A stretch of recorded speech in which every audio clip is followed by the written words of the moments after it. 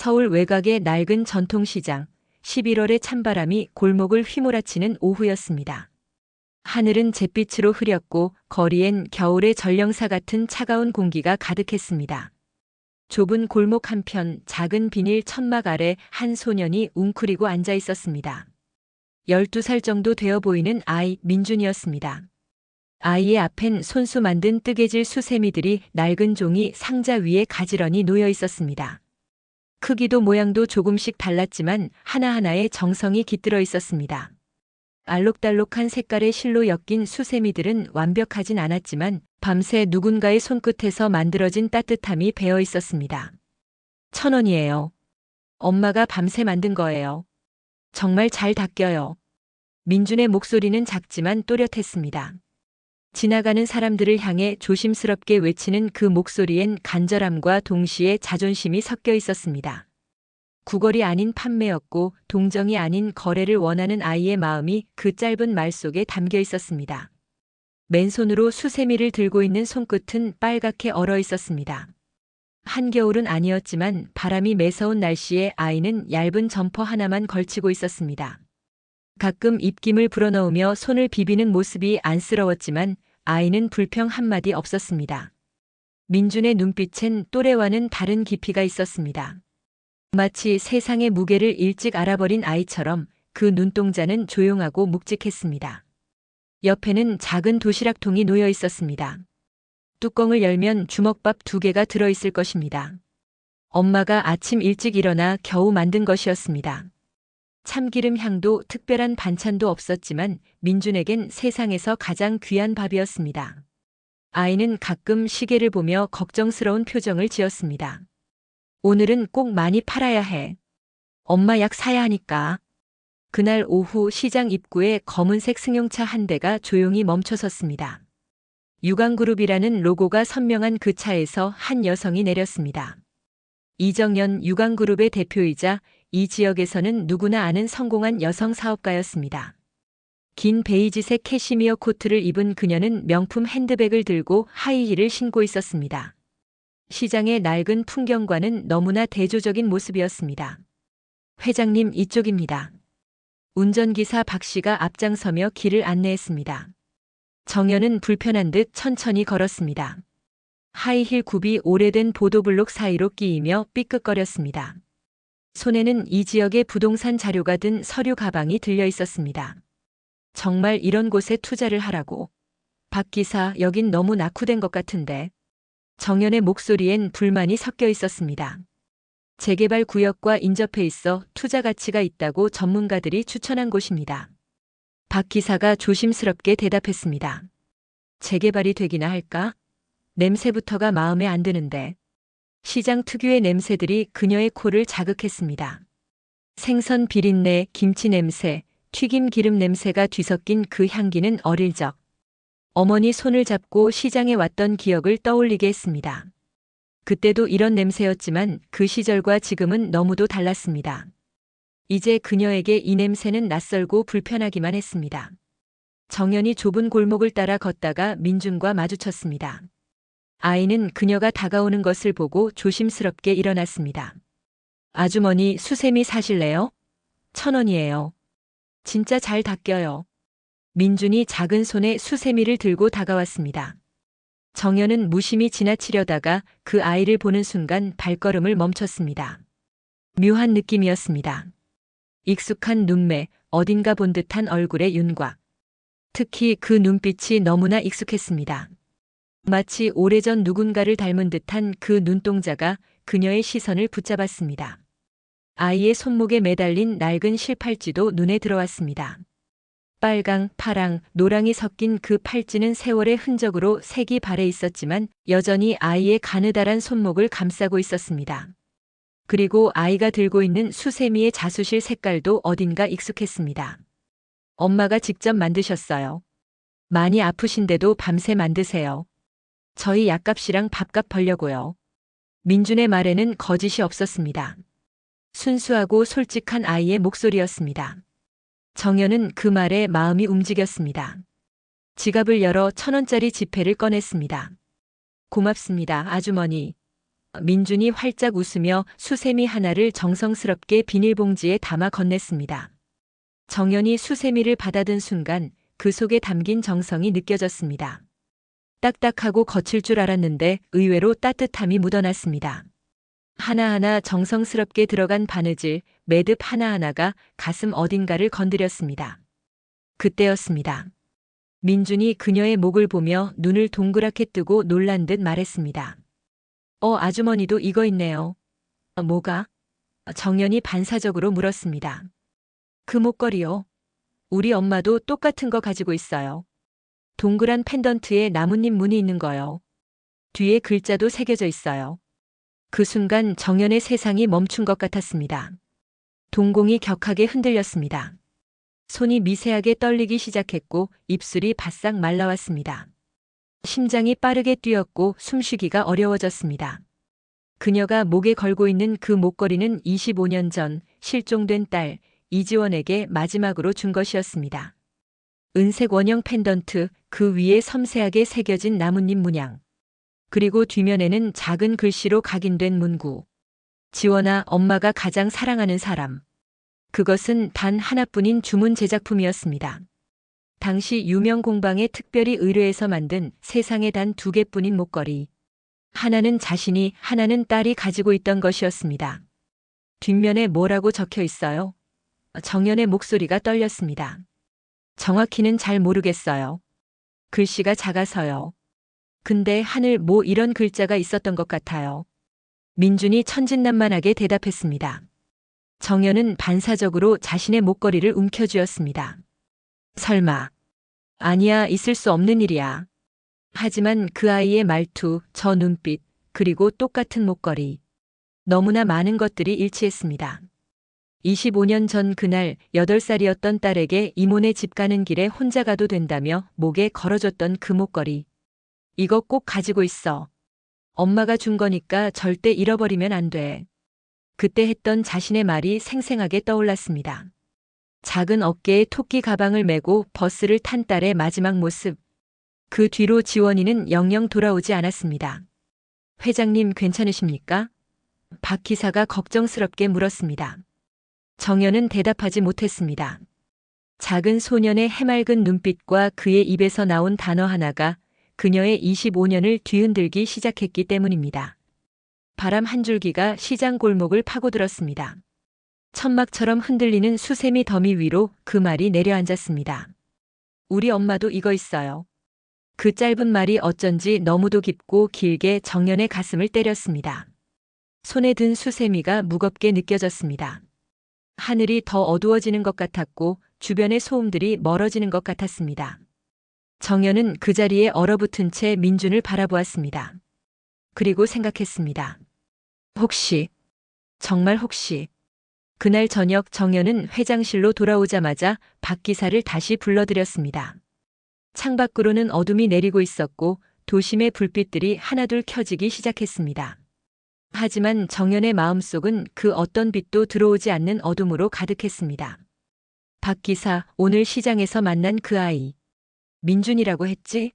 그 아이 엄마에 대해 철저히 조사해 주세요. 이름, 나이, 출신, 병력 모든 것을요. 정연의 목소리는 떨리고 있었습니다. 특히 목걸이. 누가 줬는지 언제부터 가지고 있었는지 반드시 알아내야 해요. 박 기사는 정연의 표정이 심상치 않음을 알아챘습니다.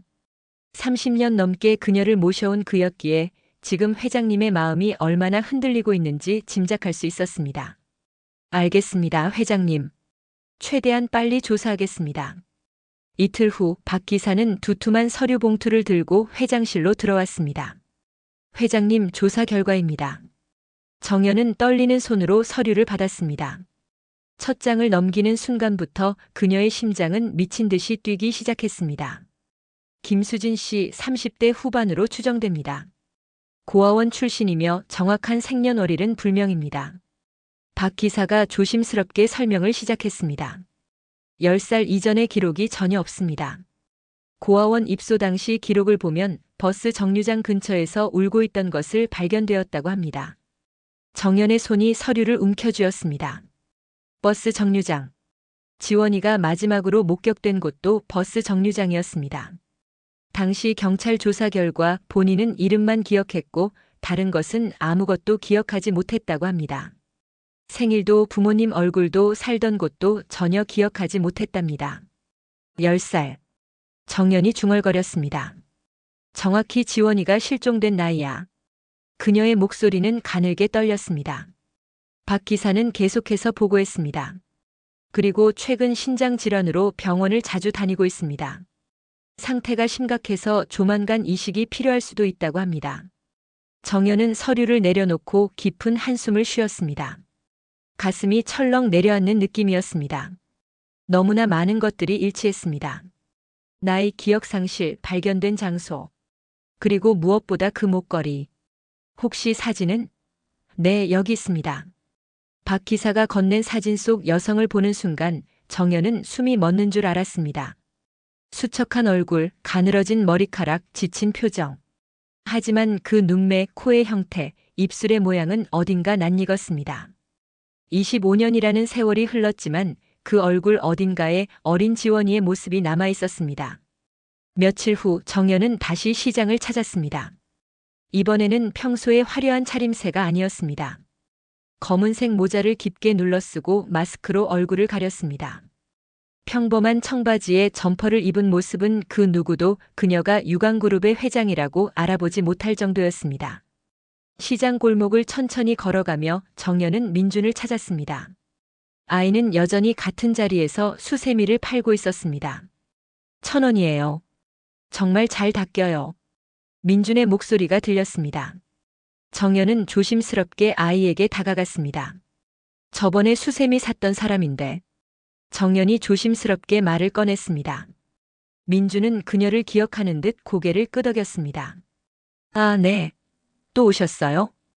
응, 저번 것 너무 좋았어서 몇 개 더 사려고. 그런데 말이야. 정연은 잠시 망설였습니다. 어떻게 물어야 할지, 이 어린 아이에게 무슨 말을 해야 할지 혼란스러웠습니다. 네. 민준이 순수한 눈빛으로 그녀를 바라봤습니다. 저번에 내가 말했던 목걸이 있잖아. 엄마가 가지고 계시다는 그 목걸이 말이야. 혹시 내가 한번 볼 수 있을까? 민주는 잠시 망설이는 표정을 지었습니다.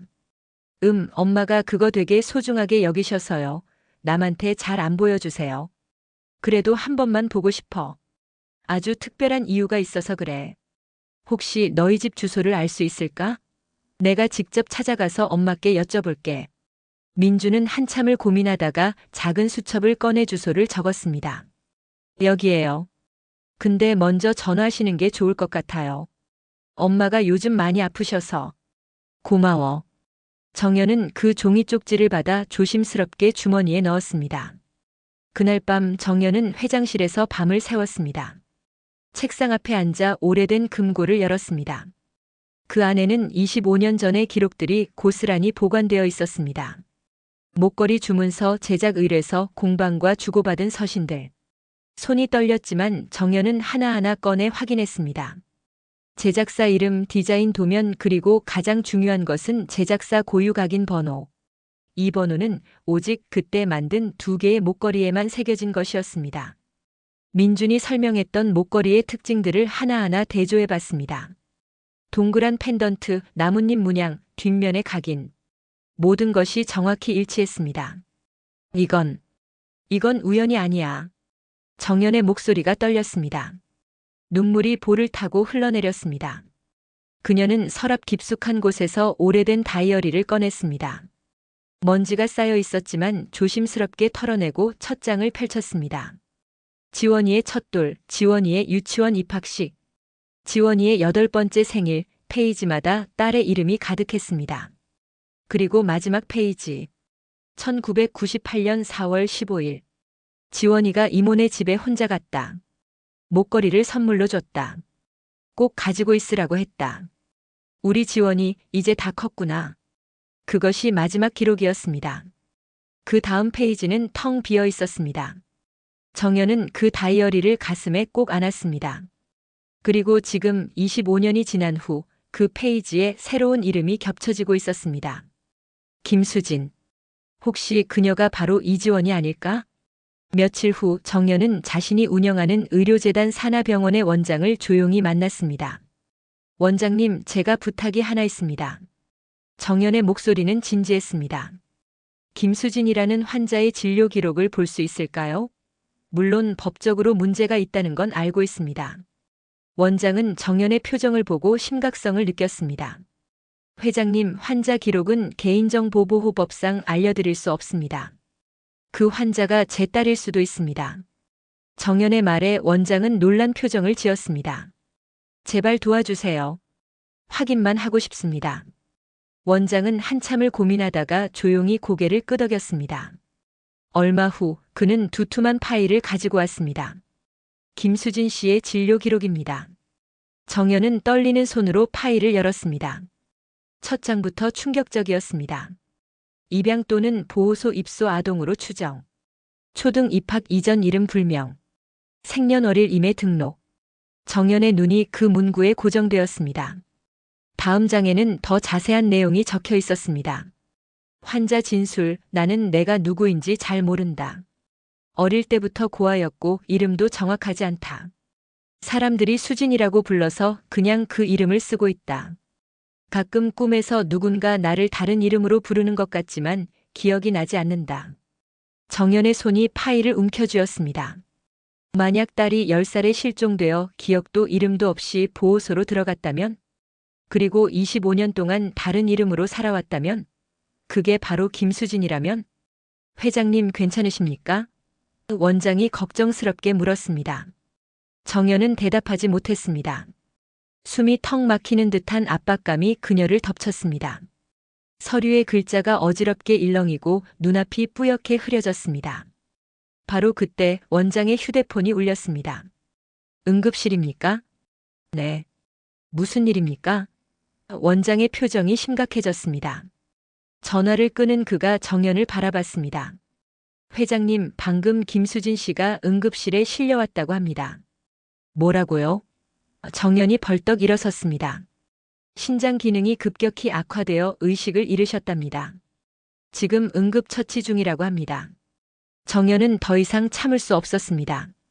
어디에요? 지금 당장 가봐야겠어요. 응급실로 향하는 복도를 빠르게 걸으며 정연의 마음은 복잡했습니다. 두려움, 기대, 죄책감, 그리움이 뒤섞여 있었습니다. 제발 무사하기를. 응급실 문 앞에 도착했을 때 민준이 벤치에 앉아 울고 있는 모습이 보였습니다. 엄마. 아이의 작은 어깨가 들썩이고 있었습니다. 정연의 가슴이 찢어지는 것 같았습니다. 응급실 안 하얀 침대 위에 수진이 누워 있었습니다. 산소 마스크를 쓴 채 창백한 얼굴로. 정연은 유리창 너머로 그녀를 바라봤습니다. 가까이서 보는 수진의 얼굴. 수척하고 지쳐 보였지만 그 속에서 정연은 자신의 딸을 보았습니다. 기억 속 어린 지원이가 자라나면 이런 모습일 것 같았습니다. 눈매의 형태, 코의 선, 입술의 모양. 25년이라는 긴 세월이 흘렀지만 그 얼굴 어딘가에 딸의 흔적이 남아 있었습니다. 저 사람이 정말 내 딸일까? 정연은 중얼거렸습니다. 손이 유리창에 닿았습니다. 차가운 유리 너머 생사의 기로에 선 한 여인. 혹시 그녀가 25년 전 잃어버린 자신의 딸이라면? 정연은 그 자리에서 결심했습니다. 진실을 밝혀야 한다고. 그리고 만약 정말 그녀가 지원이라면 이번에는 절대 놓치지 않겠다고. 사흘 후 수진은 의식을 회복했습니다. 응급처치 덕분에 위급한 고비는 넘겼지만 여전히 상태는 심각했습니다. 창백한 얼굴로 병상에 누워있는 그녀를 보며 정연은 병실 문 앞에서 한참을 망설였습니다. 들어가야 할까 말아야 할까? 25년 만에 찾은 딸일지도 모르는 사람 앞에서 그녀는 무슨 말을 해야 할지 알 수 없었습니다. 결국 정연은 조심스럽게 문을 열고 들어갔습니다. 수진은 창밖을 바라보고 있다가 고개를 돌렸습니다. 또 오셨네요.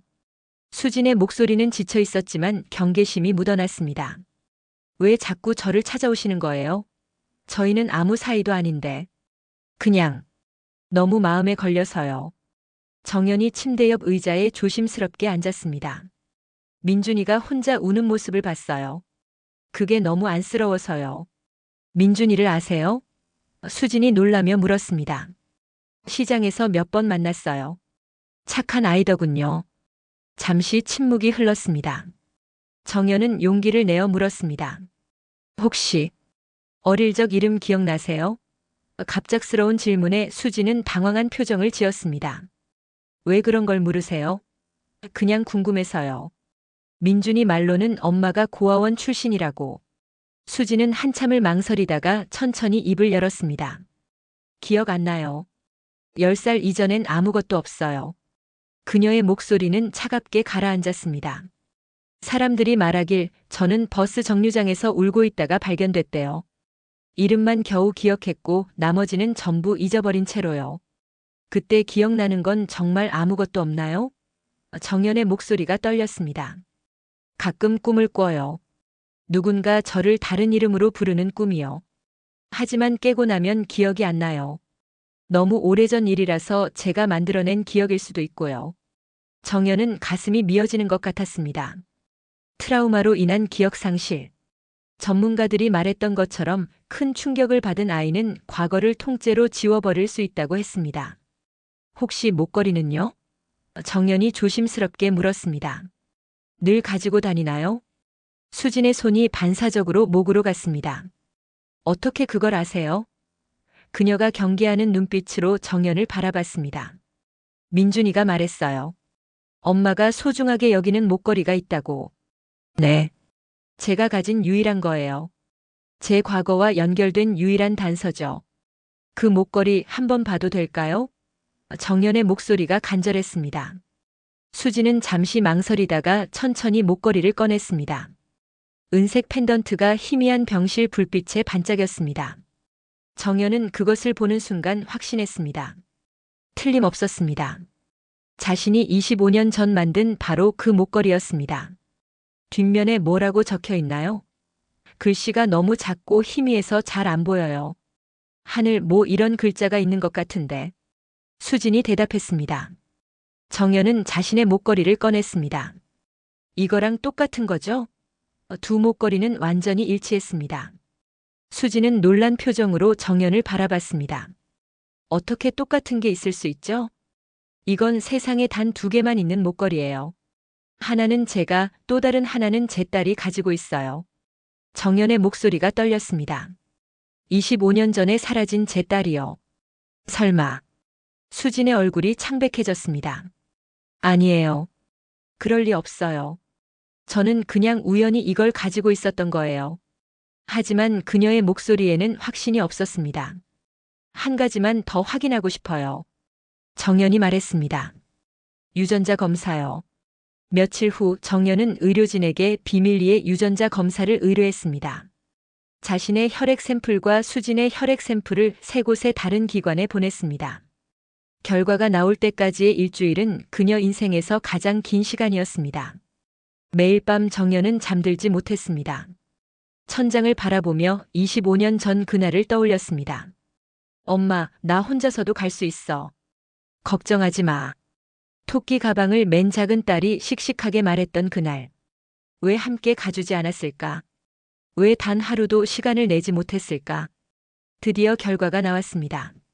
정연은 회장실에서 박 기사와 단둘이 앉아 봉투를 받았습니다. 손이 너무 떨려서 봉투를 열기가 쉽지 않았습니다. 마음의 준비를 하고 천천히 서류를 꺼냈습니다. 첫 페이지에 굵은 글씨로 적힌 문구. 모자 일치율 99.998%. 생물학적 직계 혈연관계 확정됨. 정연은 숨이 멎는 줄 알았습니다. 서류가 손에서 떨어질 뻔했습니다. 회장님. 박 기사가 걱정스럽게 불렀지만 정연은 대답할 수 없었습니다. 눈물이 주르륵 흘러내렸습니다. 30년을 함께한 박 기사 앞에서도 결코 눈물을 보인 적 없던 강인한 여성이 이 순간만큼은 그저 한 명의 어머니로 돌아가 있었습니다. 지원아. 정말 너였구나. 정말 내가 살아있었구나. 정연은 두 손으로 얼굴을 감싸고 한참을 울었습니다. 25년 동안 억눌러왔던 슬픔, 죄책감, 그리움이 한꺼번에 쏟아져 나왔습니다. 박 기사는 조용히 물 한 잔을 건네며 그녀 곁을 지켰습니다. 한참 후 정연은 눈물을 닦고 결심한 표정으로 일어났습니다. 박 기사, 간이식 수술 준비를 해주세요. 회장님, 그건 제가 기증하겠어요. 제 간을요. 박 기사는 놀란 표정을 지었습니다. 하지만 회장님 나이를 생각하면 위험이 상관없어요. 정연이 단호하게 말했습니다. 25년 동안 내가 지키지 못한 아이예요. 이제라도 해줄 수 있는 게 이것뿐이라면 기꺼이 하겠어요. 그녀의 눈빛에는 흔들림이 없었습니다. 며칠 후 정연은 다시 병실을 찾았습니다. 수지는 여전히 수척한 모습이었지만 조금은 안정을 찾은 상태였습니다. 무슨 일로 오셨어요? 수진이 경계하는 듯 물었습니다. 할 말이 있어서요. 정연이 침대 옆에 앉았습니다. 내가 간을 기증하겠어요. 정연이 차분하게 말했습니다. 수지는 눈이 휘둥그레졌습니다. 뭐라고요? 왜요? 왜 그런 걸 저한테? 그녀가 당황하며 물었습니다. 이해가 안 돼요. 우린 남인데 왜 그렇게까지? 우린 연결돼 있어요. 정연의 목소리가 떨렸습니다. 당신이 기억 못하더라도 난 잊은 적이 없어요. 단 하루도 단 한순간도. 무슨 말씀을 하시는 걸까요? 당신은 김수진이 아니에요. 당신의 진짜 이름은 이지원이에요. 제 딸이에요. 수지는 고개를 저었습니다. 아니에요. 그럴 리 없어요. 하지만 그녀의 목소리는 확신에 차 있지 않았습니다. 유전자 검사 결과가 나왔어요. 99.998% 일치해요. 생물학적으로 당신은 제 딸이 맞아요. 정연이 서류를 건넸습니다. 수지는 혼란스러운 표정으로 서류를 바라봤습니다. 전 어릴 적부터 아무도 없었어요. 고아원에서 자랐고 누구 하나 저를 찾아온 사람 없었어요. 그녀의 목소리에 오랜 상처가 묻어났습니다. 지금 와서 갑자기 엄마인 척하지 마세요.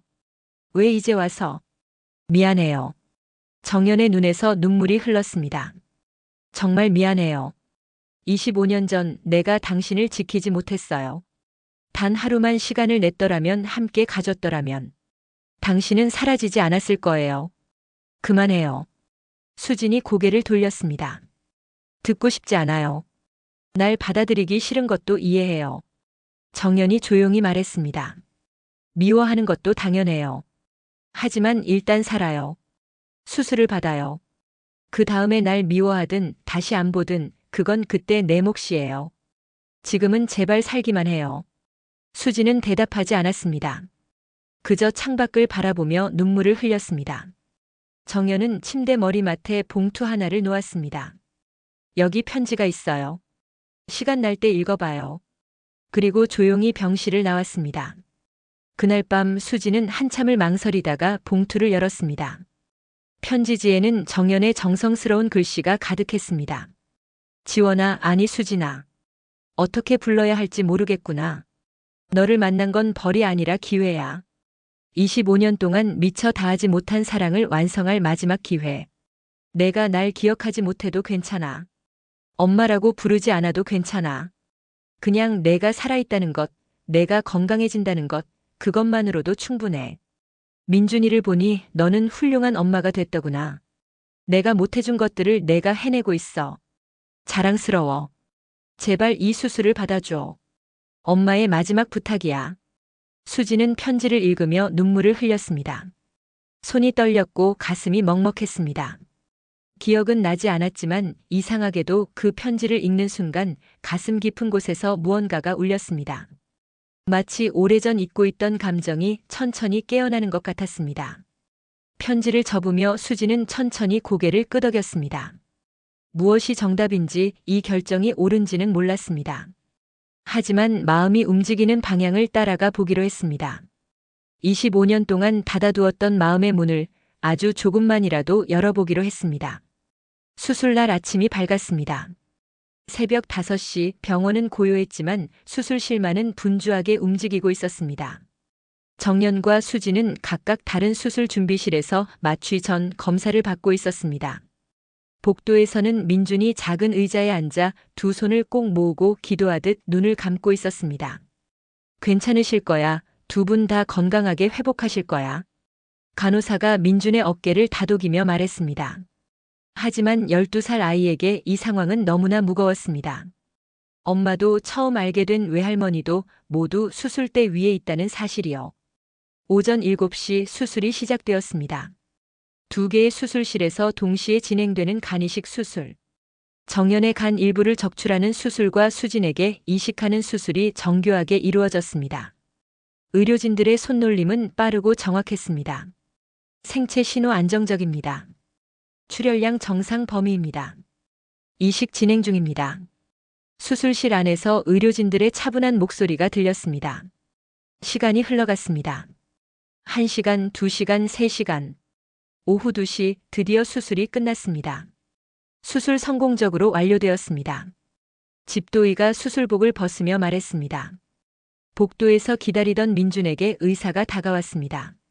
민준아, 엄마 수술 잘 끝났어. 할머니도 괜찮으시고. 민준은 그 말을 듣는 순간 그 자리에 주저앉아 울음을 터뜨렸습니다. 긴장의 끈이 풀어진 것입니다. 정말요? 정말 괜찮으신 거예요? 아이의 목소리는 떨리고 있었습니다. 응, 이제 회복만 잘하면 돼. 두 분 다 건강하게 나오실 거야. 정연과 수지는 각각의 회복실로 옮겨졌습니다. 나란히 놓인 두 침대. 산소 마스크를 쓴 채 고요히 숨을 쉬는 두 사람의 모습은 평화로워 보였습니다. 간호사들이 주기적으로 들어와 생체 신호를 확인했습니다. 사흘 후 먼저 깨어난 건 정연이었습니다. 여기는 그녀가 희미하게 눈을 떴습니다. 회장님, 수술 잘 끝났습니다. 의식 돌아오시면 바로 연락드리라고 했습니다. 담당 간호사가 웃으며 말했습니다. 수진 씨도 무사히 회복 중입니다. 정말요? 정연의 목소리는 약했지만 그 안에 안도감이 가득했습니다. 네, 옆 병실에 계십니다. 아직 깨어나지는 않으셨지만 모든 수치가 정상입니다. 정연은 두 눈을 감았습니다. 눈가에 눈물이 맺혔습니다. 살았구나. 나도 그 아이도. 그녀는 작게 웃었습니다. 25년 만에 처음 느끼는 진정한 평화였습니다. 몸은 아팠지만 마음은 그 어느 때보다 가벼웠습니다. 정말 살아있구나, 우리 지원이가. 이틀 후 수진도 의식을 회복했습니다. 엄마. 민준이 병실로 뛰어들어왔습니다. 수진은 천천히 눈을 뜨고 아들을 보았습니다. 민준아. 그녀의 목소리는 약했지만 따뜻했습니다.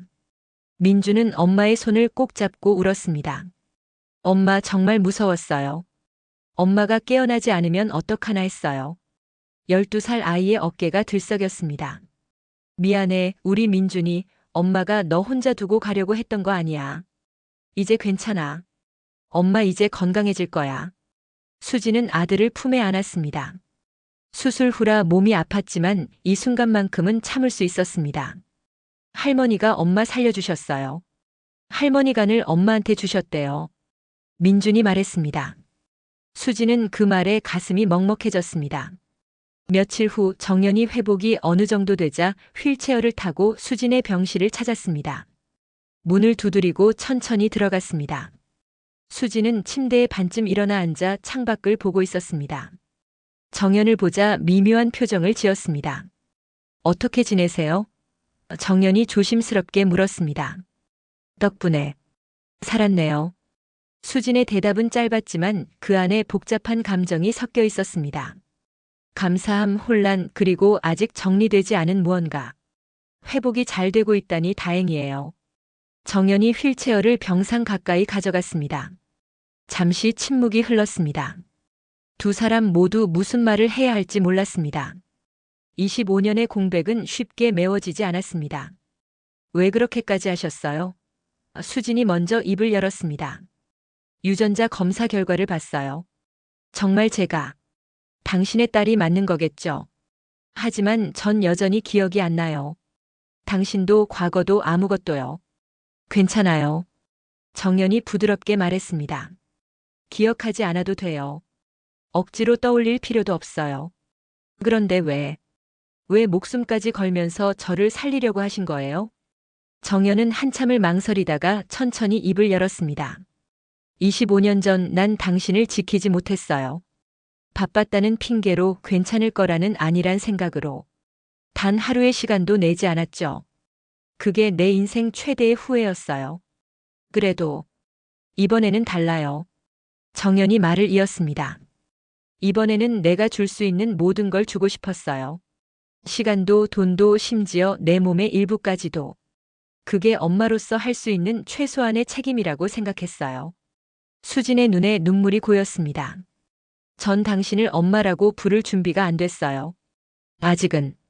너무 혼란스러워요. 알아요. 천천히 해요. 평생이 걸려도 괜찮아요. 정연이 미소 지었습니다. 하지만 한 가지만. 정연이 조심스럽게 말했습니다. 이제 그냥 엄마라 불러줄래? 한 번만이라도. 수지는 한참을 고개를 떨구고 있었습니다. 입술이 떨렸고 목소리가 나오지 않았습니다. 그 단어가 너무 무거웠습니다. 하지만 천천히, 아주 천천히 그녀는 입을 열었습니다. 엄마. 그 한마디에 정연의 눈이 붉게 젖어들었습니다. 25년을 돌아 다시 되찾은 단어였습니다.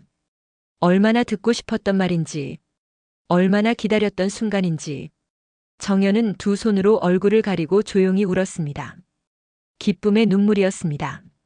수진도 눈물을 흘렸습니다. 왜인지는 몰랐습니다. 기억은 나지 않았지만 그 단어를 말하는 순간 가슴 깊은 곳에서 뭔가가 울렸습니다. 한 달 후 두 사람 모두 퇴원했습니다. 정연은 수진과 민준을 자신의 집으로 데려왔습니다. 넓은 저택의 2층 한 방의 문을 열었습니다. 이 방이 지원이 내 방이었어. 정연이 조심스럽게 말했습니다. 방 안은 시간이 멈춘 듯 했습니다.